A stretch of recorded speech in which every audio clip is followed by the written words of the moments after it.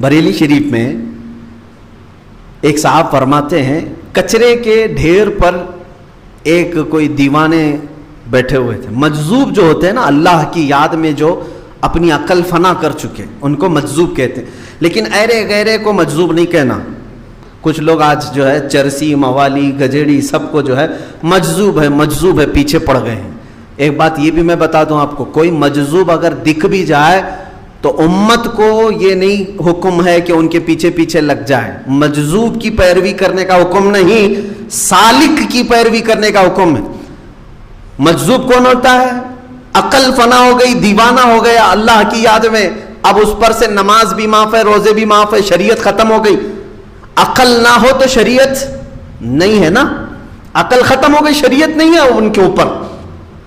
आकिल लोगों पर, अकल वालों पर ही शरीयत है, उनकी अकल खत्म हो चुकी है, वो मजजूब हैं। वो अल्लाह रब्बुल इज्जत बेहतर जानता है उनके और अल्लाह के ताल्लुकात क्या हैं। लेकिन उम्मत को जिसका अकल सलामत है, सबको कहा गया है कि तुम मजजूबों के पीछे ना पड़ो, वरना तुम दीन से हाथ धो बैठोगे। वो नमाज नहीं पढ़ रहे, फिर भी जुबान में तासीर है, तुमको ऐसा लगेगा नमाज से कुछ नहीं, इनके पीछे चलो। यानी तुम शरीयत के मामला छोड़ करके उनके पीछे चले जाओ। तुम्हें हुक्म है सालिक, सालिक कहते हैं वो अल्लाह का वली जो होशो हवास में शरीयत पर कायम है, और अल्लाह का वली, उनके पीछे चलने का तुम्हें हुक्म है। बरेली शरीफ में एक मजजूब थे, वो खाली एक लंगोट पहने हुए थे, यानी छोटी सी तहबंद जो है, एक कपड़ा, और बाकी पूरा बदन नंगा। कचरे के गुट एक ढेर पर बैठे रहते थे। एक साहब वहां से गुजर रहे थे, वो मुरीद थे सरकार मुफ्ती आजम की। उस मजजूब ने बुलाया, ए इधर आओ, कहाँ जा रहा है? उन्होंने कहा मैं बड़े मौलाना साहब के पास जा रहा हूँ, मुफ्ती आजमीन के पास।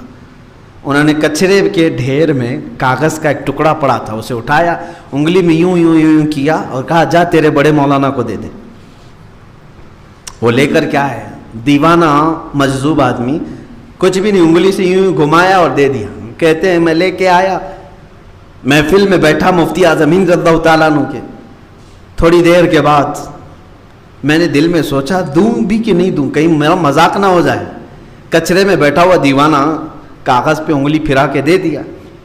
जब सब लोग छटने लगे तो इस मुरीद ने कहा हुजूर फलां कचरे की ढेर पर वो जो एक साहब बैठते हैं, उन्होंने ऐसे ऐसे लिख करके आपको कुछ दिया है। मुफ्ती आज़मीन ने देखा कोरा कागज़ है, कुछ भी नहीं, आगे पीछे कुछ नहीं।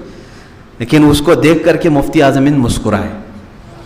अपनी उंगली से उन्होंने भी यूं ही कहा क्या जाओ उन्हीं को वापस दे दो। वो एक तरफ से दीवाने हैं, लेकिन यहां तो पूरे होशो हवास वाले हैं। इन्होंने भी वही किया। वो लेकर के साहब गए और वो जो कचरे के ढेर पर अभी तक वो इंतजार कर रहे थे, जा करके ये चिट्ठी उनको दी कि बड़े मौलाना ने आपको दी। ये जैसे दिया, उन्होंने अपनी लुंगी खोली, लंगोट निकाल दिया, पूरा बदन बरहना और निकल कर भागने लगे। हो गया मेरा मसला, हो गया मेरा मसला, इस तरह कहते हुए भागने लगे। वो लंगोट भी वहीं पड़ी हुई थी। इनको समझ में ही नहीं आया क्या था दोनों के दरमियान, वो परेशान थे। इसीलिए कहते हैं मौजूबों के पीछे न जाओ, नहीं तो तुम पागल बन जाओगे। चंद लम्हों के बाद वो फिर वापस मुफ्ती आज़मीन के पास आए, कहा कि हुजूर आपने क्या घुमाया मालूम नहीं, वो तहबंद खोल के भाग गए, लुंगी खोल कर भाग गए। सरकार मुफ्ती आज़मीन रज़ियल्लाहु ताला अन्हु ने जवाबन फरमाया अब वो तुम्हें नहीं मिलेंगे कभी, अब वो तुम्हें कभी नहीं मिलेंगे। वो मजजूब थे और कुतुबियत के मकाम को पहुंचे हुए थे। अल्लाह रब्बुल इज्जत के एक वली हैं।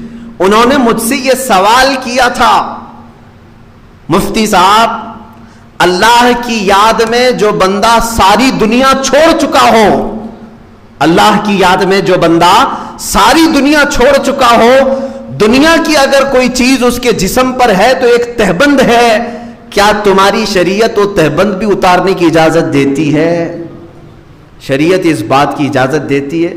मुफ्ती आज़म हिंद रज़ियल्लाहु ताला अन्हु ने कहा मैंने जवाब में ये लिखा जिसने कुल दुनिया छोड़ी हो और जिसकी अकल भी ना हो, उसके लिए न तहबंद की जरूरत है न किसी कपड़े की जरूरत है।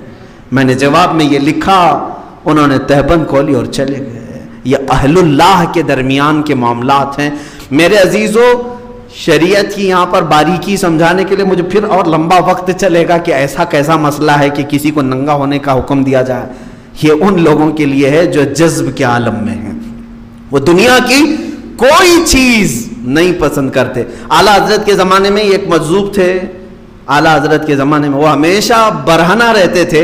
ایک دن سنا ہے کہ وہ کپڑے پہن کے آ گئے جب اعلیٰ حضرت آنے لگے، یا پھر کسی ایک دوسرے بزرگ کے متعلق یہ بات مشہور ہے، جنازے میں وہ کپڑا پہن کر کے آئے، جنازہ تھا بزرگ کا، وہ کپڑا پہن کر کے آئے۔ لوگوں نے کہا بابا جی آپ لنگے رہتے تھے، آج کپڑا پہن کے آئے ہو۔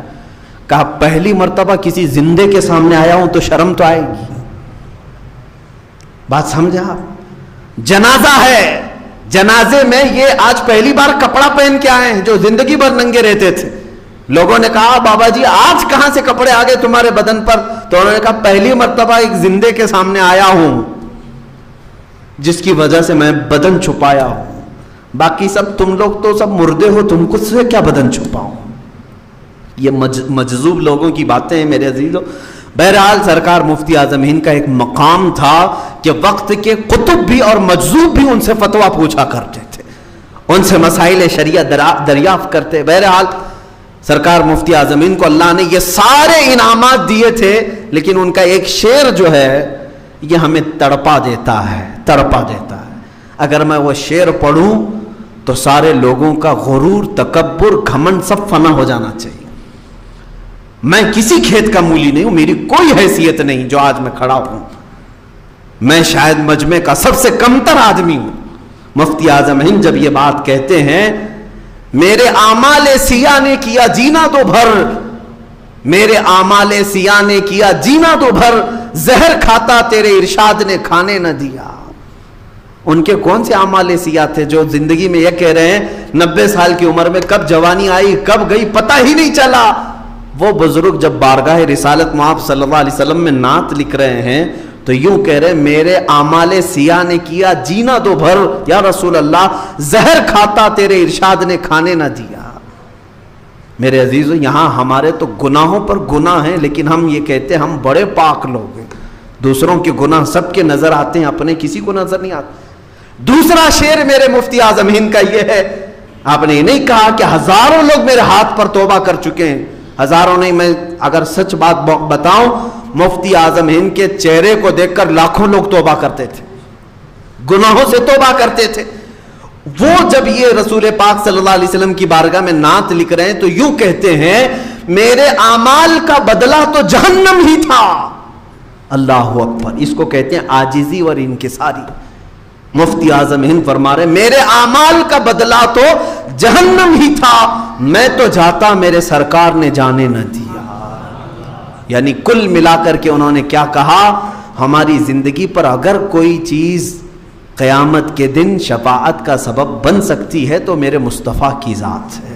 کبھی یہ نہ سمجھنا کہ میں بہت بڑا متقی ہوں، میں بہت بڑا پرہیزگار ہوں، بہت بڑا عالم ہوں، میرے ساتھ ہزاروں لوگ توبہ کر چکے، یہ غرور اور گھمنڈ کبھی کسی کو نہ آئے۔